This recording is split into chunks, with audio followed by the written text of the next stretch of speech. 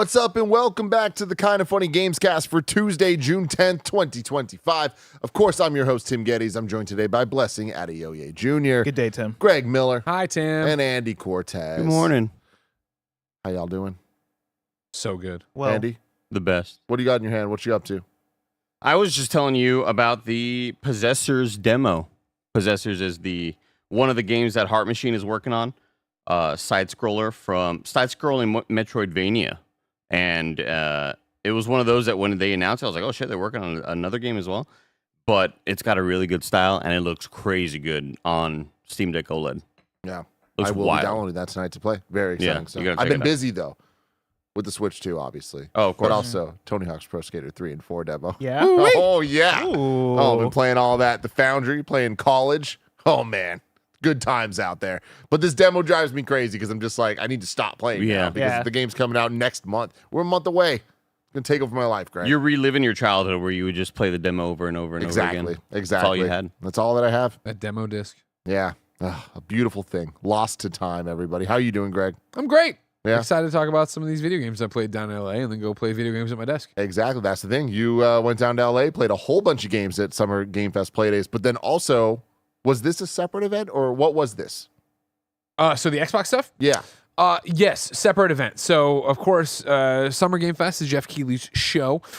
He does it on Friday, and then there's Summer Game Fest Play Days, which are held at an actual place in Los Angeles where a whole bunch of journos and creators and media and other video game people come together and play demos, kind of like a very small-scale E3 or something to that effect. On Sunday, of course, was the Xbox presentation they did this year, and they had taken over a different loft where they had multiple floors of games, the media lounge for you to come in and watch the showcase like I did from there. I sat next to Rebecca Valentine across from Jason Schreier. Amazing, amazing moment.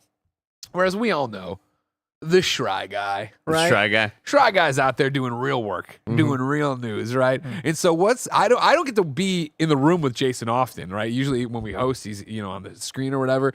And so I've always taken him as a no nonsense. He doesn't want the bullshit that comes with game events or whatever. So we're in the media room. They have all this amazing food over there. They had just a great media room because it was just long desks with drops and cables and powers and everything was there, and it wasn't crowded. It was great. But the countdown clock on the thing gets like 4 minutes. And some Xbox person turns off the lights in the room so that it'll be like a thing. And Jason goes, "Oh, come on!" So mad that they were turning off the lights in here to watch this like it was a theater presentation. I'm trying to take notes, man. Oh, come on! What are we doing here? Anyway, so so funny. yeah, so we watched the presentation there, and then that began a series of on the half hour behind closed doors demos for the people there that had booked stuff ahead. That's where I played with the ROG Ally. That's where I went and had hands on with it. That's where I played games like the Outer Worlds, Fuck 2, Invincible Versus, and Grounded 2. Hell yeah. What are we talking about? Blessing played Invincible too, didn't you? I did play Invincible. Hell versus. yeah, you Yeah, did. I Thank did. God. Because when I sat down, the guy's like, "How much do you know about Invincible?" I'm like, "Sir, there's nothing you could teach me about Invincible." He's like, "Cool. How much do you know about fighting games?" I'm like, "I don't know anything." I was offended when Greg turned to me at my desk and he was like, "Bless you, like Invincible at all?" I'm like, "We don't talk at all, do we?" Because I No, fucking love really him don't. all caught up on Here's the thing: is that Invincible. we talk, but we talk about so much that I just can't keep it. You're not wearing no Adam Eve shirt. I don't know what's up. That's fair It's enough. it's easier to hide behind 40 atrocities than one. How many times are you going to say it, Andy? And how many times is it going to be relevant? Not that this is one of those times, but I don't know if it's ever been relevant. What is that even from? Andor. Get fucking Andor. cultured, everybody. Oh. This is the Andor, kind of Season funny 2? games. Talks about the Imperial Thought Machine, bless, The Imperial Thought Machine? when you're being oppressed and they're always just hitting you with all this bullshit all the time, and you can't really focus on one bad thing that the oppressors are doing, so it's easier to hide behind 40 atrocities than just one. You're talking about 2025 America right now. It's Good crazy. show, That's Andor. crazy. What the It's a show's good about. show, Andor. Here's Yeah. a quote for you too. Yes, he was underneath me and behind me and on top of me. What's that from? something I watched last night I can't talk about. Fucking Invincible. You don't know shit. You don't Oh, know shit shit. about nothing. This is the Kind of Funny Gamescast, everybody. Each and every weekday, we get together to talk about the biggest reviews, previews, and topics in video games live on YouTube, Twitch, and podcast services around the globe. If you love what we do, please support us with the Kinda Funny membership on Patreon, YouTube, Spotify, or Apple Podcasts to get all of our shows ad-free, and you get a daily exclusive Greg Way. For a chance to be part of this show, though, submit your thoughts and opinions as YouTube Super Chat. So if you have any questions about Outer Worlds 2, Outer Worlds, Invincible versus, or just anything about Greg's time in Los Angeles, California, please Anything. YouTube Super Chat I away. got Dan Reichert stories for days. If you have any questions about Dan Reichert, please Super Chat them in. Like, what's wrong with him? We're an 11-person business, all about live talk shows. Tim, did you watch it? Did you see me on Giant Bomb? Did you watch this? I have not watched it This yet. man made burgers, like, and he for some reason went the extra mile of on this, making the patties and forming them, and then never washed his hands, and then ate pizza with those hands. Oh. And then when somebody's like, "Did you wash your hands?" He had no idea that would be bad. How is he still alive? Luck. It's luck, man. Games Daily. Greg and I just covered Nintendo revealing a new Switch 2 Splatoon spin-off game. And after this, Nick and Mike are streaming Mind's Eye. And I can't wait for that. You guys are going to want to be a part of it. This game seems like a disaster. But how big of a disaster? We'll have to wait and see and find out altogether because they didn't send out any review codes. Well, I wonder why. If you're a Kind of Funny member, today's Greg Way is all about what makes a good PS5 trophy list. Thank you to our Patreon producers, Carl Jacobs, Omega Buster, and Delaney Twining. Today, we're brought to you by Xreal and Factor, but we'll tell you all about that later. Let's get into the topic of the show. Greg went down to Not a Los whole lot Angeles. of tots into cooperation. I know. What's going on? I did my job. I'm the Jesus. guest. I'm the guest. I did it. Was it just Greg that didn't do it? Yes, I'm sorry, everybody. I'm promoting the show. I'm so big on it. I feel like Blue Barrett Sky, I usually gotta does it. BS it. Yeah, you're right. Yeah. Kevin is not having that. We were down 2 people. Tots. There we go. Tots. The tots is Greg went down to LA. Greg played a bunch of Xbox games and Bless played Invincible Versus. We're going to talk about all of that stuff. We have to start with the biggest one, though, The Outer Worlds 2, Obsidian's latest. Original launched on October 25th, 2019. Greg, Andy, and Stella just re-reviewed it on the Kind of Funny Gamescast a week or two ago, so you can check out that. The Outer Worlds 2 is the sequel to the award-winning first-person sci-fi RPG from Obsidian Entertainment. Greg, Hello. what'd you get to play with this one? I got to play, what would have been probably 30, 40 minutes of this. It was, we had an hour-long session, went in there, got right on sticks, had 3 different saves to choose from, which I'll explain because it's very important to all of this. And then, we got some Q&A time. I probably did 50, I would say, and then probably had 5 to 10 minutes with the team afterwards to ask them some questions about The Outer Worlds 2, Tim, a game I have been very excited for before ever playing it because I didn't love Outer Worlds at launch, and then even on this replay of Outer Worlds, I think with my expectations lower, I enjoyed it more than I did at the launch review, but still wasn't floored of this was the best thing since sliced bread. So what do you want to know, Tim? I want to know if you think that this one is going to be the best thing ever. Do you want me to put my hyperbole away, or do you want me to start with hyperbole? This is like a good news, bad news thing. Start with the good news, start with the bad news. Put it away. Okay. Put it away. This tickled my fancy quite a bit. I think, especially for What's me, the hyperbole? Yeah. I think this is going to be Obsidian's best RPG. Oh. I think more than Fallout New Vegas. more than Fallout New Vegas. More I think than if South you, Park: The Stick of Truth. I think if you Wow. liked Fallout New Vegas, you're going to find all of that expanded here. One of the things, and I forget if they talked about this in the video or if it was in my presentation or maybe it was both, but really the idea that this is the first time they've been able to go into this world and this kind of game and this kind of RPG with money and time because of Xbox. And I think it really shines through in a number of different ways. And I think there's 2 big parts to talk about. Number 1 would be what I think me and Andy complained a lot about in our review, combat. Yeah.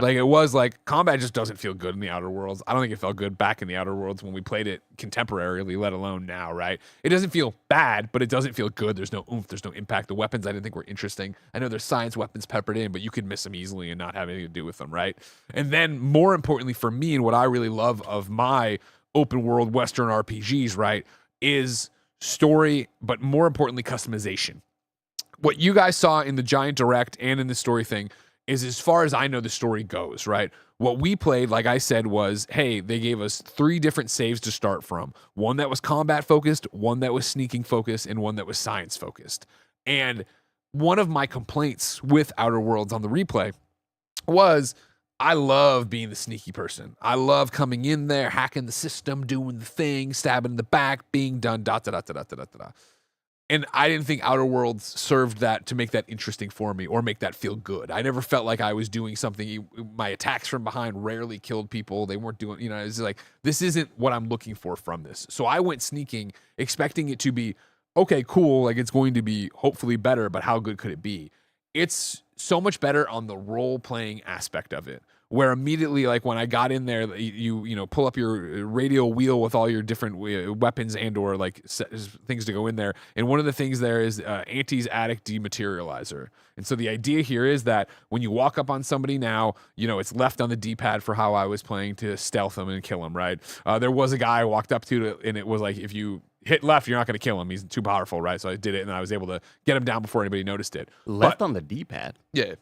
For a quick stealth kill, like a action moment. Bind it to whatever button you want. It ain't about that. Okay. But the idea was, I mean, that's weird as shit. Why wouldn't it just be your melee? I've seen plenty of games to have a stealth. Usually, I think of a stealth attack being on like an A or an X or something like that. But Yeah, I think I'm just happy that there's a dedicated button for it rather than not having anything. Anyways, that's just weird. Sorry. I'm with you. Oh, yeah, we're all with you. rebind it however you want to. It doesn't matter. There's a stealth kill button. So you stealth the guy, but then you can use the dematerialized to spray them with acid and their body goes away. That way other guards wouldn't find the body, right? Oh, okay. Then there was another one that I had on this build, right? That was an N-ray scanner. And basically it looks like Star-Lord's mask. You put it over your face and then you see X-ray through all the walls and stuff so you can see the enemies. We saw a couple clips of that where you would... And it seemed like a momentarily thing. Was it a cooldown based item? Yeah. Okay. It eats up your, the meter you'd usually be using for tactical time dilation. Okay. There's more assigned to that. There's different things to go in there. There was like a bubble shield you could put on instead of time dilation. There was time dilation. There was this mask. I'm sure there's going to be a bevy of weapons and things for your play style to go and do that way. Stealth kill on keyboard and mouse is a semicolon.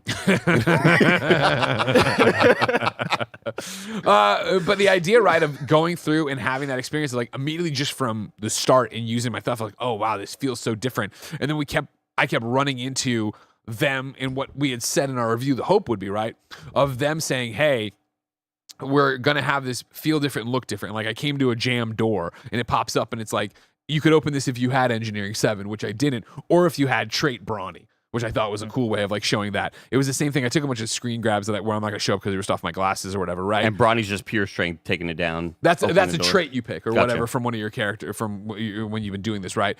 Another thing, Outer Worlds, understandably, is the dialogue in the original was so good and so quirky and so fun.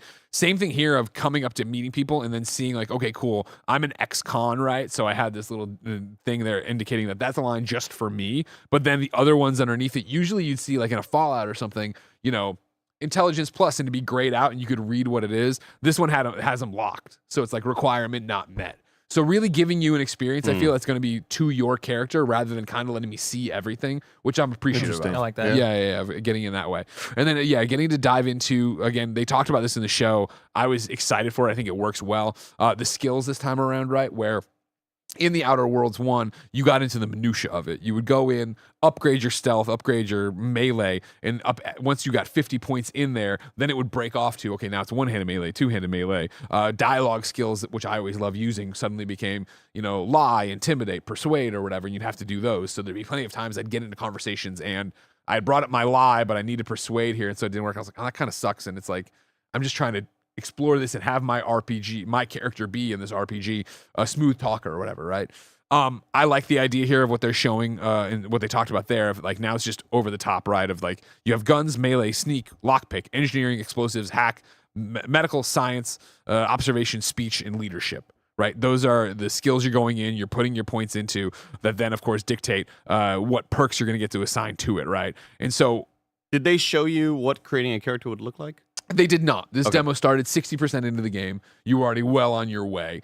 We were in this demo. We were entering into a Rift laboratory. You see some of the Rift stuff out there and getting that Rift gun, which again felt so different from Outer Worlds, which always felt so boots on the ground, right? Like I'm here and I'm walking upstairs and I'm going here. But this was, I got the rift gun, and suddenly then there's the rifts in the world that they talked at a lot about in the presentation. But you find these rifts, you zap them, right? And then suddenly boom, boom, there's all these like broken platforms that you can then run and jump. And we all of the builds had double jump boots on them or whatever. So you could jump and then double jump and get there. And you were platforming. And again, whereas I think lots of times in these type of RPGs, whether it be Obsidian, whether it be Bethesda, whether it be somebody else, you feel so heavy and you don't feel like you're turning well. Like this felt like I was actually first person platforming in a really competent way. Yeah, exactly. And again, that's such a great parallel of what we loved about Avowed was that combat. And to see it come over here again, like I stealth the whole way. I'm killing people, whatever. It pops off. I get out my shotgun. It's a 2 double barrel. It's got the kick. It feels good. It's taking them down. They're reacting.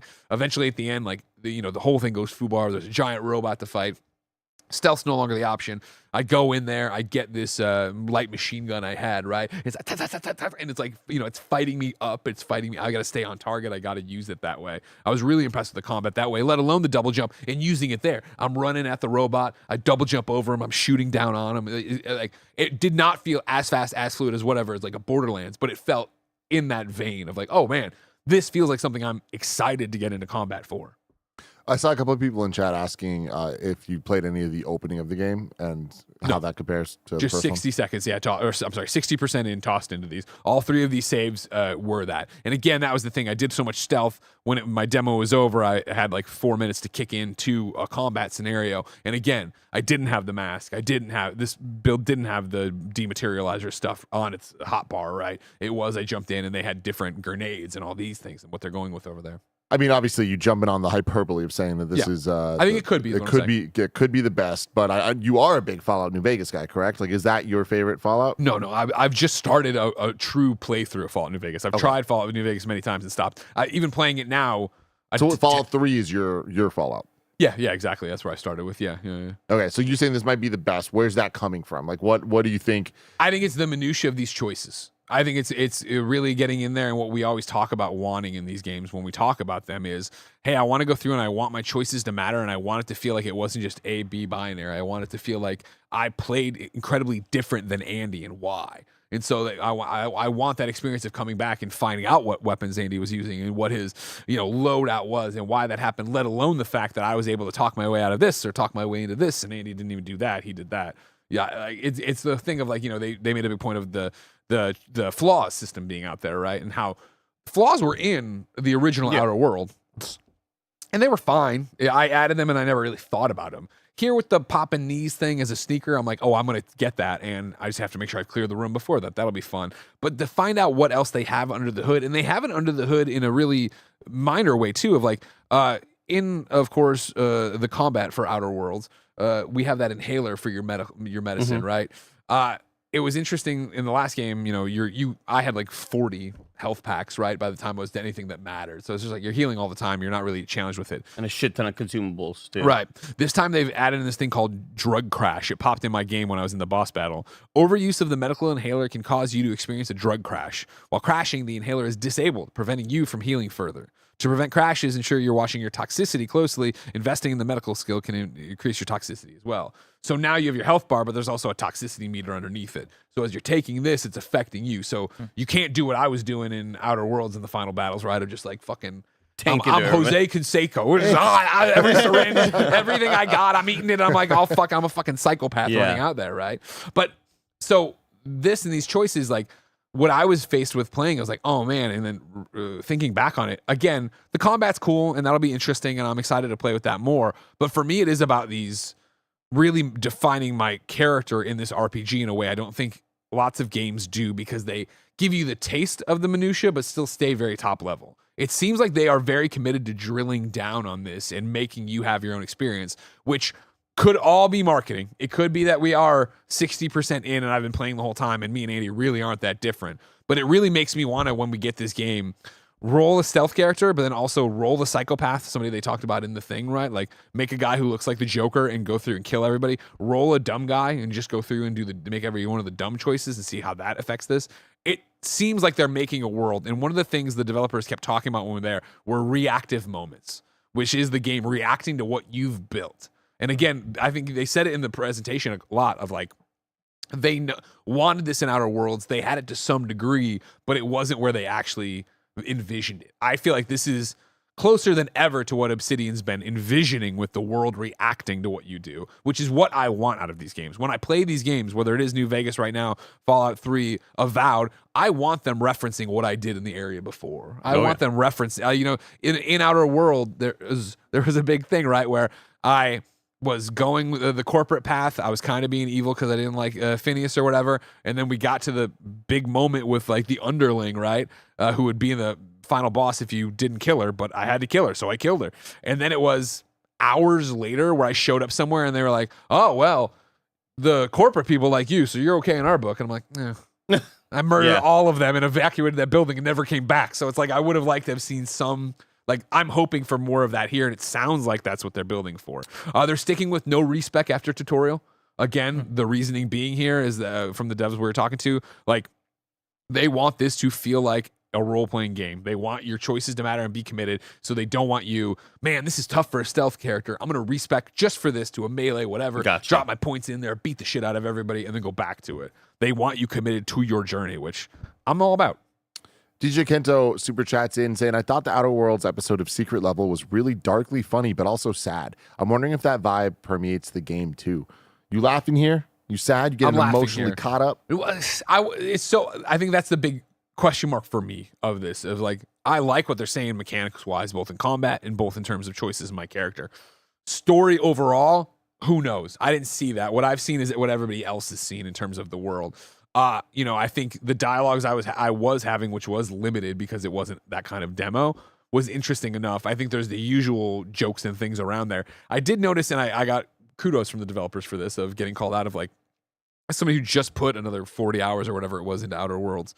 Going in here, I was like, is it just my head playing with me, or is there less to pick up? And they were like, no, that's a good catch. Like, there's far less to pick up in this game because we want what you pick up to matter. In Outer Worlds, it just became, you're picking up everything. You don't give a shit. You're throwing it in. It doesn't matter. We've put fewer things out, but they should matter to your gameplay more. And I thought, okay, that's what I want to hear. That right. And they're talking about this is a bigger game. It's more. It's going to be obviously size of the areas are bigger. There's a lot more to RPGs, a lot more equipment. There's a full modding system. This is stuff we didn't get to see, right? And they said this was their quote: "Game is significantly longer than the first one." Because again, responding to the criticism. That's what they said. Holy cow! Yeah. And the first one was like 15, 13, depending on what you did. I mean, you could go longer, and then this is pre-DLCs and everything else like that.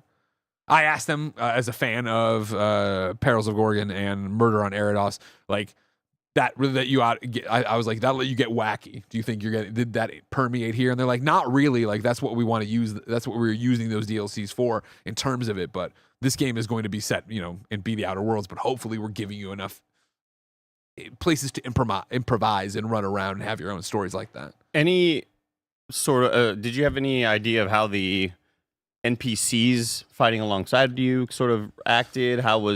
Were you ever ordering them to go attack people or use their ultimate abilities or anything? I had a dude with me. I forget his name. He's one of I think the big military dude, not the little military dude.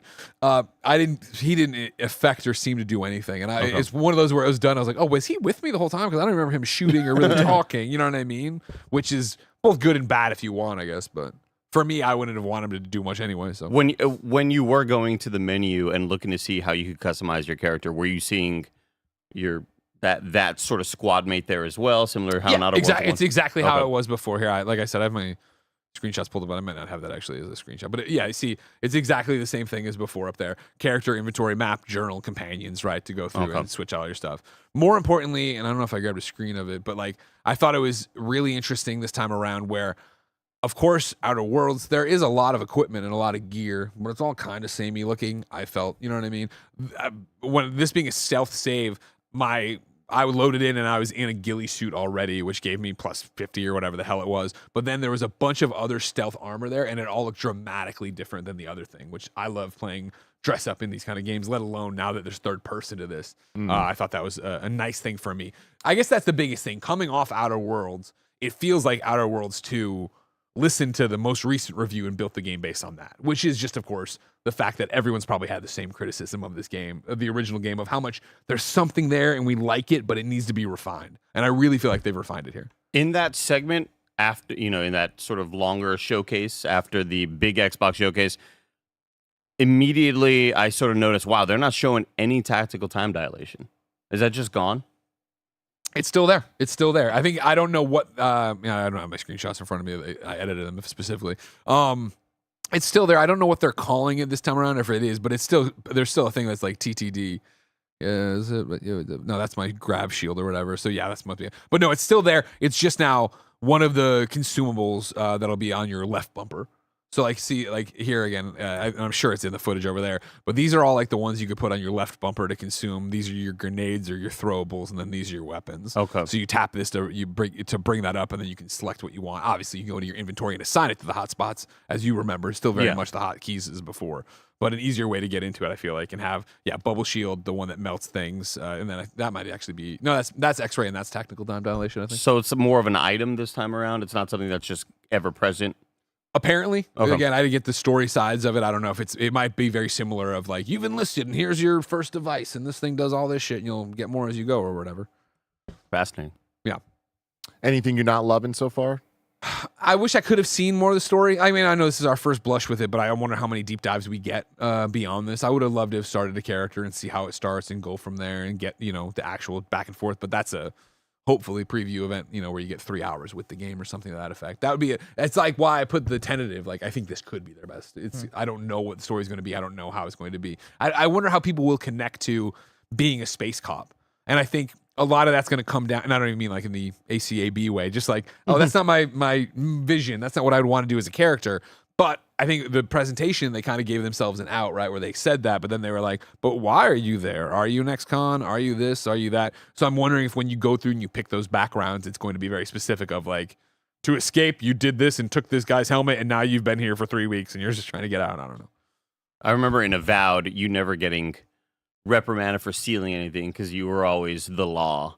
But, I mean, we saw in that big demo that stealing shit does definitely get you in trouble and people still get angry. Because I always thought Avowed had that it felt like a convenient way to not punish you for stealing, or a convenient way to not have to worry about the authorities coming to get you, because you would just steal shit. They'd be like, hey, don't you, oh shit, you're the dude. Oh, go ahead. Yeah, take whatever you want.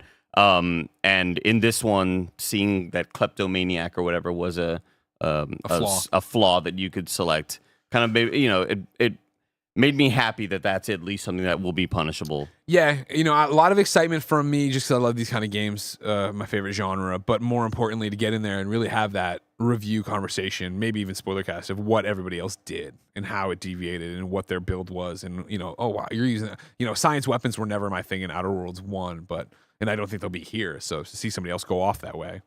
You just saying one of your favorite genres here with this. I think I know the answer to this question now, but I would like you to kind of like expound a little bit more on the why of it. But where are you planning to play this game? On PlayStation 5 so you can get trophies, or on the Xbox side so you can also play on your Ally? This is a fun conversation we tiptoed on, and maybe just my Greg way really did, but one of the reasons I 8-5'd the Xbox presentation, right, is 3 words of Xbox Play Anywhere, right? Like if games are Xbox Play Anywhere, I will play them on Xbox from here on out. Like, I love trophies and I always will, but the convenience of I'm getting on a plane and I want to roll a new character, or I want to keep going with my save, or I just don't want to deal with spotty Wi-Fi for a PlayStation Portal or a remote play on my ROG Ally, right? Like, no, I'm all in on the Play Anywhere future of Xbox if that's what's going on, because that's what this year has been defined by, right? Since Avowed started, the reason I was so like, oh man, trying to make all this shit work for Avowed review was I wanted to be in that system, and then I started using the Razer laptop, which I also really appreciated, but getting that taste and seeing it kick over to the Xbox and then finally getting the ROG up and running. So I don't want to go too long on this, but I am just interested in the thought process on why you would get platinums before, of like you want the platinum because it's PlayStation and all that stuff, but like, are you still interested in doing the achievements? Absolutely not. It's hilarious. God damn, you're such a monster. You're such a piece of shit. I hate you. It's like one of those things where a Gregway, Langley M. Neely, who's watching live right now, is like, does this mean my Gregway question's getting answered? Because I was talking about PlayStation 5 trophies. I'm like, yes, that was Langley's question. But somebody else on a Gregway comment, I forget if it was, I think it might have been Spotify, was like, hey, like for Play Anywhere, how does it work with popping achievements? And it's like, oh, like I don't know, because I just don't. For me personally, I think Xbox, and you could all tell me I'm completely wrong, and I'll take that. But as a PlayStation obsessed trophy person coming in, I feel like Xbox is buried achievements. Where it's like, yeah, they pop, sure, but like it's not on my home bar, it's not on the thing. I gotta go, I pull up my quick menu, and I gotta go over, and I drill into a place where I'm just like, I don't care. Like this is not front and center. And again, it's also the thing. Remember, like. Trophies, I was playing Xbox before when they had achievements and the PlayStation didn't. And it was very much I'm so late to this game, I'm not going to chase achievements. It's not my thing. PlayStation started, I was a PlayStation reporter, so it was like, oh, I'm in the ground floor, so I'm going to get trophies, of course, because I'm just doing that. And so I think, above all, when you talk about the shift I'm in right now of moving to being a Xbox Play Anywhere person, it's just where my life is in 2025, where I don't have the old days of I come home and I play DC Universe Online for 12 hours straight and order pot cheese and eat it all day long, right? Like that's just not how it is. I'm not that single person nor dating person or whatever, where it's like now it is like, cool, I have the best intentions every night of playing whatever for a review, but maybe I fall asleep in the chair with Ben and I just want to play it in bed before I go to bed. Maybe it is Jen's like, we have to spend time together. We're married. So I have a glass of wine with her and then she watches Twilight and I play something next to her. Or maybe it is that, hey, I'm on the review grind as I am right now. I'm going downstairs to the big TV and I'm going to play there. Like, and then more importantly than anything, it is the cool, we are going somewhere. We are on a trip. We're playing here in the office. I don't know, whatever. It's like the convenience of having the games anywhere and having it be the game is what it matters more to me than trophies. Any final thoughts on Outer Worlds 2 before we move on? Again, I know people accuse me of having way too much hyperbole to begin with. I think this is truly special from what I played. And maybe it will be that the overall narrative sucks and whatever, but like the choices in the character creation and like character creation throughout the game of going through and being like, I'm going to go through all of these different perks, right? And like, do I want to have, like, I the one that they build here, they have, my perks on this stealth save, right, are 10. They've already done 10 of, I have ninja, I have assassin, I have ghost, I have pickpocket, I have trophy hunter. I have, like, it's all, in ghost, if you are crouched when an NPC starts investigating you, gain camouflage for a short duration, has a cool, like, the nerdy fucking weird RPG shit of this is what gets me excited, where it's like, oh, I'm going to build that. But then I look over there and it's like, oh man, yeah, the psychopath thing that they talked about over there, or demolitionist, or, brand. And it's like, all this stuff is like, I want to see what all of these are and then actually make choices that I hope matter. The fact that there's fewer things, like, you know what I mean? It's not like, oh, I'm putting it on. I'm early on picking, I'm just going to go with one-handed melee because I got to put the points somewhere, right? The fact that there's bigger choices there that seem to influence these kind of choices more makes it very interesting and appealing to me, again, as somebody who played Avowed and loved the combat but didn't connect to the story and also didn't connect to my character, my build. And I was like, I'm just sword and board, I guess, which is on me. I could have done different things, but I didn't feel compelled to. This one, and putting the controller down and walking away, left me daydreaming about like, oh, what if I did this kind of character? Should I play 3 saves at once for review and like I'm popping over after I do a quest with every one to do something different? I don't say that often about these kind of games, so I'm excited. I just want a yes or no from this. Sure. To end the Outer Worlds segment. Starfield was your game of the year a couple of years ago. Despite all its flaws, yes. Is there a chance that this is better than Starfield in your mind? Yes, 1,000%. I mean, again, like let's put aside all the bows and arrows and torches here and remind you of like, I know why Starfield isn't a great game. Like, I know why people didn't like Starfield for sure. This one feels. Starfield for me was such a personal journey with the bug that I had and this, that, the other, and that. I don't think I'm going to start this game and struggle to be like, who am I? What is my character? Like, again, what I thought Avowed did so well, and I praised it in previews, and even, Outer Worlds did originally, but not, I don't think as well, was here's your backstory, here's your thing, here, like 3 different puzzle pieces immediately to say, all right, you have a vision of who your envoy is. What are you going to do with it? Taylor Swift? Yeah, I did. No, I did somebody else for that. I forget what it was for my Avowed character. Is it going to be Taylor Swift for I doubt it. No, I've gotten to a different place with that as well, where I go in there and I compose at the keyboard. I'll make all the different choices and see who it is. Now, was it Taylor Swift in Outer Worlds? Yes, but that was because of the perk I put on it, where she used to be the mascot. Remember, she was the mascot. Composes at the keyboard. Everybody, we're gonna keep talking about video games, including Invincible versus after a word from our sponsors. This episode's brought to you by X-Reel. Y'all know that a few months ago, my life changed forever when I brought a pair of X-Reel 1 AR glasses on a long flight to New York. I legit could not believe how easy it is to use and high quality my experience was playing games, watching movies, TV shows on the plane without just too much extra stuff around me, or especially not a giant goofy headset around my head. No joke, this is my favorite new tech product in years, and it has earned a permanent spot in my travel bag. It is only hard to believe that it works as well as I'm saying until you try X-Reel 1 AR glasses for yourself. And then you will see that the future is now. The tech is here. Connect X-Reel 1 glasses to wherever you are playing, whether it's a handheld console, a PC, phone, home console. You just get a massive 150-inch virtual screen anywhere, anytime, for any game. Gaming on the go like a long-haul flight, you need the X-Reel 1. Neck starting to hurt from staring down at your handheld? We've all been there. You need an X-Reel 1. A screen as big as your wall. Instant plug and play with all of your devices via USB-C. Built-in audio with sound by Bose, anchoring your screen anywhere in space. It's awesome. It just works. Zero latency at 1080p full HD. These are what make X-Reel 1 a must-have. And we hear X-Reel 1 Pro is coming soon with an even bigger virtual screen. Hit our link below to get your X-Reel glasses today. There's nothing better than when a sponsor of Kinda Funny is something that we are legitimately obsessed with, and that is exactly the case here with X-Reel. You're gonna hear me talking about these forever. Go to kindafunny.com/Xreel. That's kindafunny.com/XREAL. I promise you, you are going to love these things. This episode's brought to you by Factor. Summer Game Fest is here. The Switch 2 is here. The sun is here. So many summer things are here. And the number one thing you don't want to be doing all summer, spending hours cooking inside. That's where Factor comes in. Factor's chef-crafted, dietitian-approved meals are ready in just 2 minutes, taking the hassle out of eating well. We love Factor here at Kinda Funny, and Greg's often making and enjoying meals quick in between shows here in the studio. I just had a roasted garlic chicken, and I'm telling you, you would have loved it. Factor meals arrive fresh and ready to eat, perfect for any active lifestyle over summer and beyond. With 45 weekly menu options, you can pick gourmet meals that fit your summer gains and goals. Choose from options like Calorie Smart, Protein Plus, Keto, and more. Get started at factormeals.com/kindafunny50 off and use code kindafunny50 off to get 50% off plus free shipping on your first box. That's kindafunny50 off at factormeals.com/kindafunny50 off for 50% off plus free shipping. Factormeals.com/kindafunny50 off. In the We're YouTube back. chat, Solipsis wrote, Greg likes Starfield and disliked Indiana Jones. Just remember that. Yes, I did, you stupid fuck.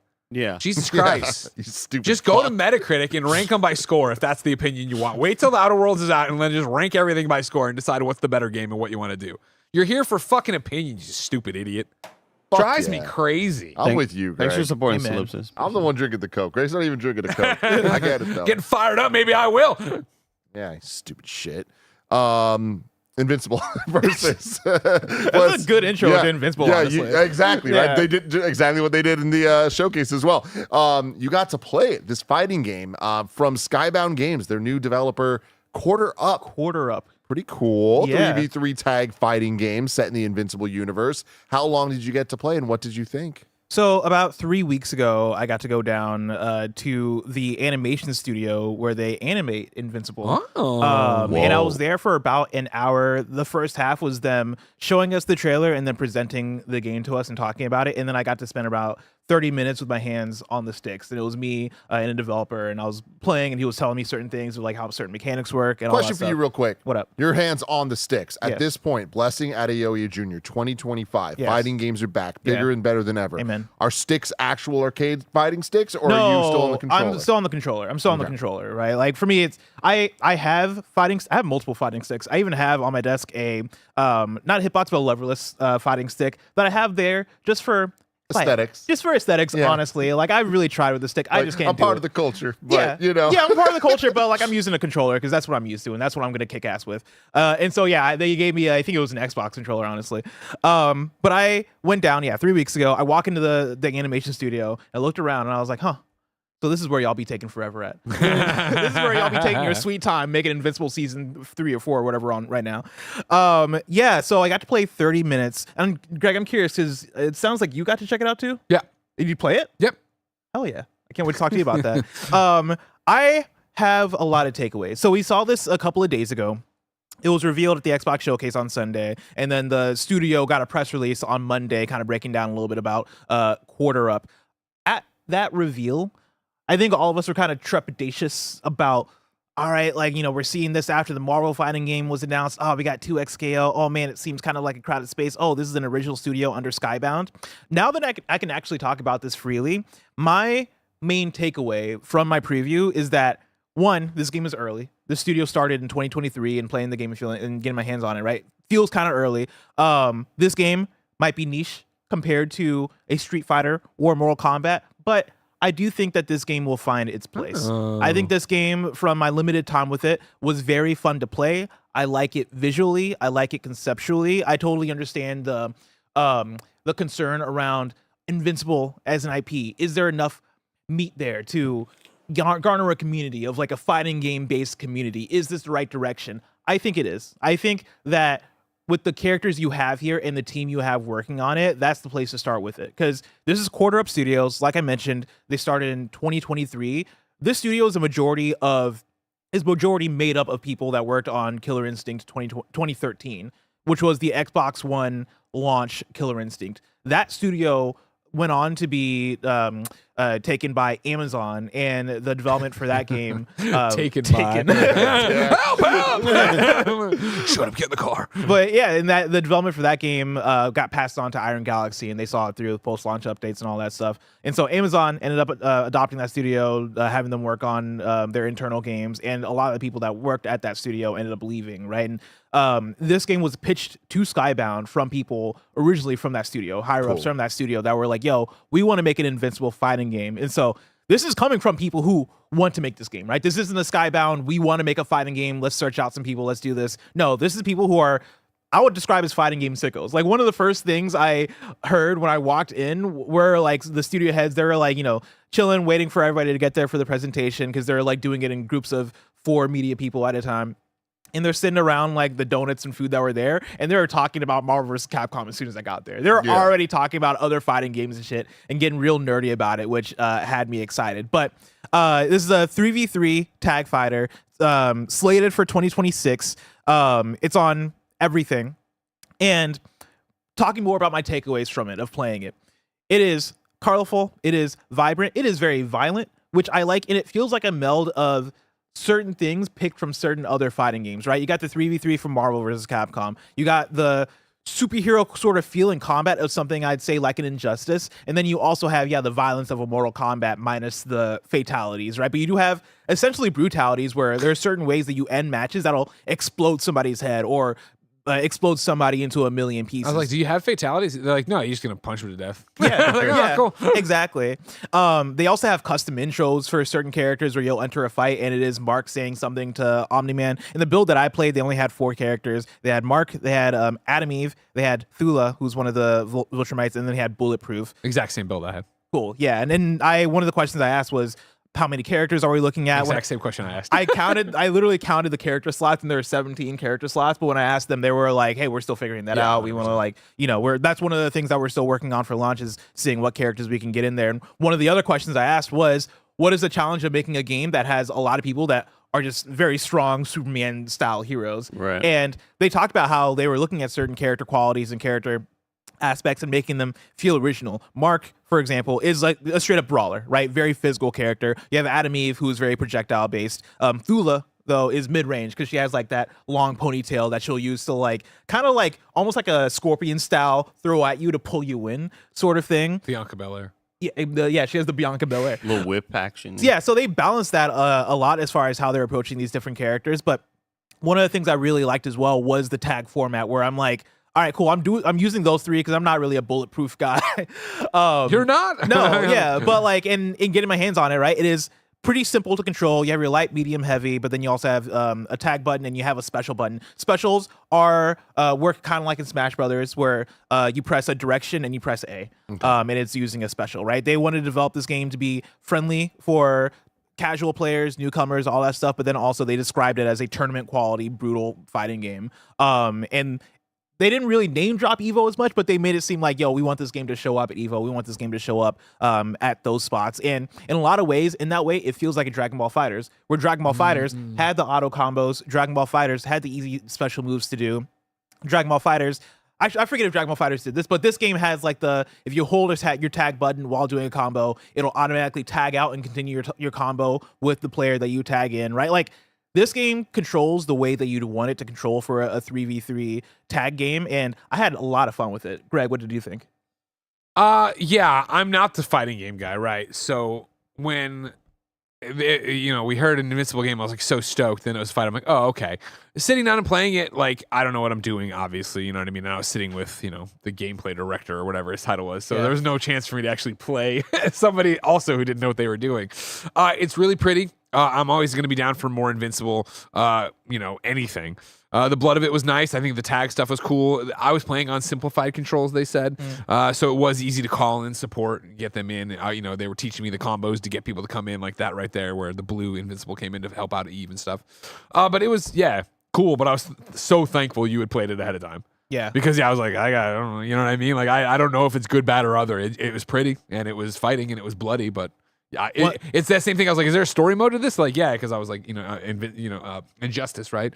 Like, yeah, we're gonna have that. I'm like, oh, okay, cool. But I don't even know with that if I'd actually played. See, that was one of the things that I didn't get clarification on. Forgot to ask. Okay. Also, one thing to shout out is that this is pre-alpha gameplay footage. I don't know if we're blocking it with our video, but they wanted us to shout that out. But yeah, that was one of the things I was mainly concerned about when I'm thinking about things that might bring it forward and things that might hold it back. Because as I'm playing this, I'm like, oh, this is something that I think the fighting game community is actually going to like a lot. Like I mentioned, it's not on that Street Fighter, not on that Mortal Kombat level of it, but I do think it's good enough to where you could see a lot of hardcore fighting game community get into it. But I was thinking about the Greg Millers of the world, people that I know might love Invincible, but might not love fighting games. And coming out of it, I was like, man, I wish I asked about a story mode, because Invincible as an IP, if you're putting out an Invincible game, you should have a story mode that does something with those characters that might get you interested. Yeah, just like Injustice did, right? Where Injustice 1, I suffered through the entire thing to see the story. Yeah. Do you think that is there any part from either of you that you think maybe they showed this off a little too early? I wonder, because like it says 2026 in the trailer, I believe. I don't know if I believe it yet. Maybe once we get closer to it, like things start to ramp up, or maybe this is one of those games where they're like, all right, we launch it, there's bare bones, but we're gonna improve it as it goes. That's what I think. I see this coming out very early 2026 and then kind of just doing what it does. Yeah. I honestly, part of me would like it to get delayed to 2027, because when we're talking about 2026, we're talking about 2XKO, and I believe Marvel, the fighting game that just got announced, got a 2026. Yeah, Tokon Fighting Souls. I believe that got a 2026 window as well. Correct me if I'm wrong.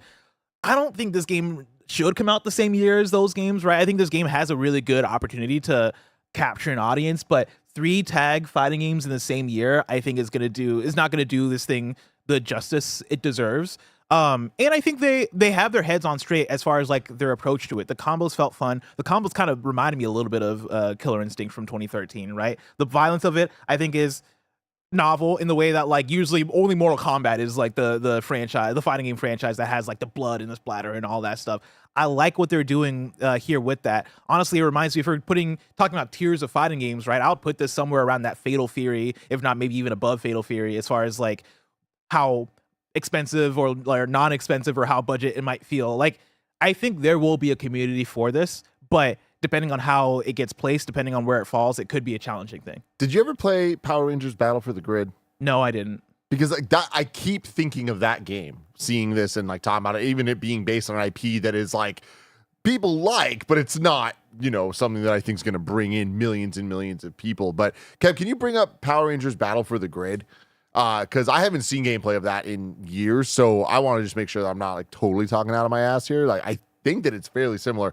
I think this is more Marvel vs. Capcom tag fighty than that one is, but You saying that you'd put this potentially even above a Fatal Fury, that surprises me. Because Really? I know that is a lower end fighting game, but it's still at its core like a proven entity in the space, and like does every once in a while show up at an Evo or something. Well, I think the reason, for me, I'm looking at it as presentation and how good it feels to play. And Fatal Fury, the latest one, City of the Wolves, that feels good to play, and that looks good, but you can tell, like, it's like, this is nowhere close to a Street Fighter kind of thing. I think from what I played in Invincible Versus, I think it looks better and it's going to play better than Fatal Fury, in my opinion, right? And like, I played more even King of Fighters 15 than I played Fatal Fury. Invincible Versus has the stuff, and even as I'm looking at this, I totally understand where you're coming from, Tim. But I do think the and this pedigree, is like 10 years ago as well. So. Oh, gotcha. Yeah, I think the pedigree of the people working at the studio here might speak more towards, like, it just feels a bit more natural. It feels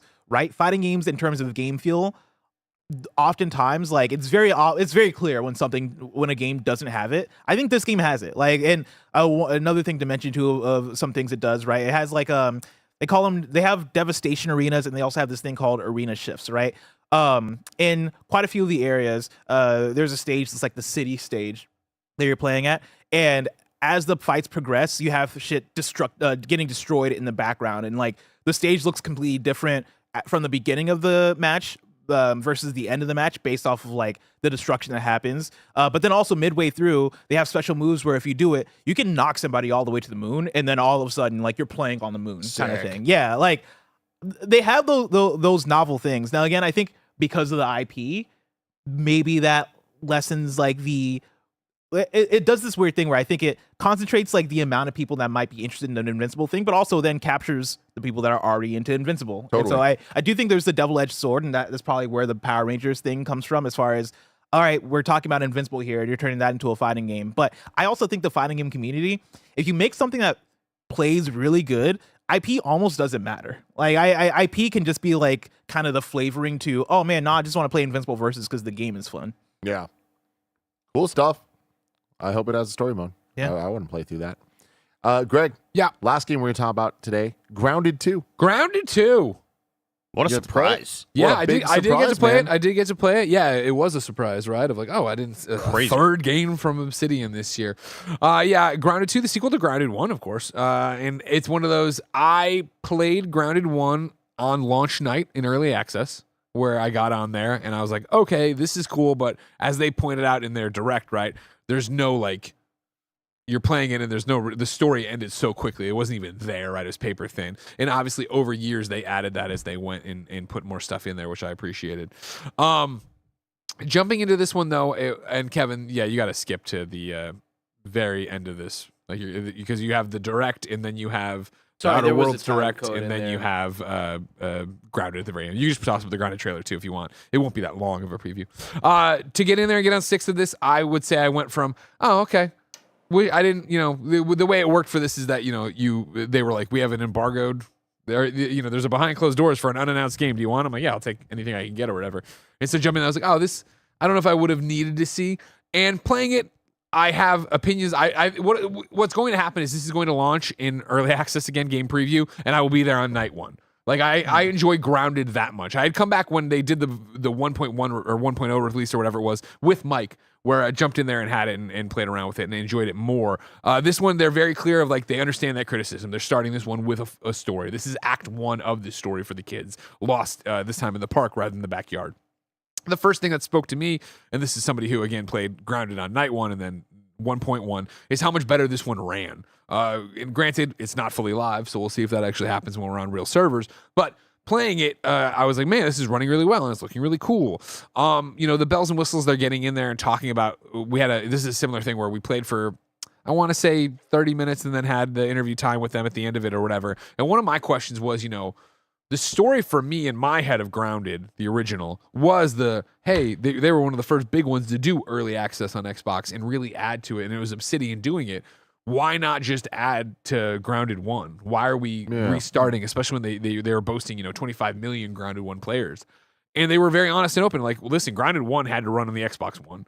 And so that really hampered us in terms of what we could do. He's like, the original team on Grounded 1, they wanted mounts, which of course they have mounts in this that are called buggies because they're bugs. Very funny. And they couldn't do that. They wanted this, they couldn't do it. So like, it really was, if we wanted to capitalize on what we had with Grounded 1 and make something here, we had to jump and do it Grounded 2, which works for me and is exciting for me. If you've played Grounded, it was very similar to that, of course. I woke up, I ran into my research station, found raw science, and, did this, made that, followed the tutorial of making the different things I was making. What was interesting and as a shake-up from this time around is you now have an Omni tool. So rather than have to carry, I'm carrying, the axe, I'm carrying the et cetera, I'm carrying the whatever, the things to help you craft. You get one Omni tool that can be all of those things. Okay. So saves you on inventory space, which obviously is a big deal. The buggies are a big deal, obviously, because you can ride them to traverse the much larger map quicker, but they can also cut things down faster, right? When you need the big blades of grass, they can also carry the planks for you, so you can carry more stuff. It's you're getting in there and using them to kind of min-max / expedite what you're doing in terms of the game. But the story was forefront of this. You like I said, you show up, you're shrunk down, you immediately go into the science center, and there's this message from Sloan Beaumont, who's like the corporate overlord of this whole thing, like giving you very good narration throughout what's going on, being very funny and cheeky about what's going on.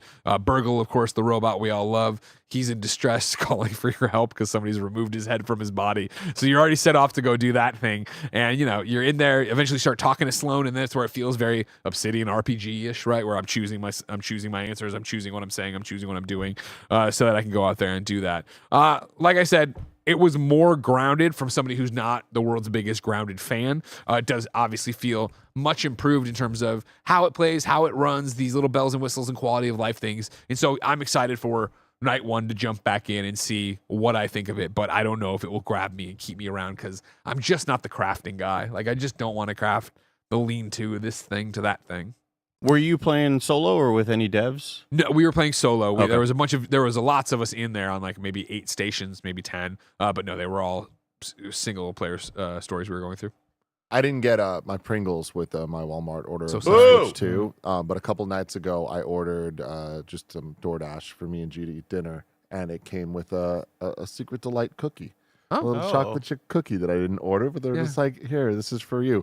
And I ate it, but I didn't realize some of it was left on my table. Oh no, an ant. And when last night I came and it was moving, and I'm like, what the Anthony. fuck? And it was a fucking ant. Wow. And I thought, I was like, there must be like many ants. And it was just like one goddamn ant Dude, ripped holding as this hell. fucking thing moving. I'm like, Hell yeah. these ants are powerful. Oh, And yeah. I knew that, but I'd never seen it in action quite like this. It was one of those moments I had to call G, and I'm like, hey, you need to come see this Yeah. shit. The Like, science books were right. This is crazy, man. So yeah, Grounded 2 in early access soon. Strong ants. Just want to tell that story. I I saw a real strong ant the other day. The other thing to toss out, I think that's interesting, right, is what they were saying of, again, dropping this with Act 1. They want to do bigger updates that are further spread out. So they were talking like maybe 4 to 5 months on content updates between them, rather than peppering in a little thing here and there and then having people like me be like, it's not that much different. It's not what I want.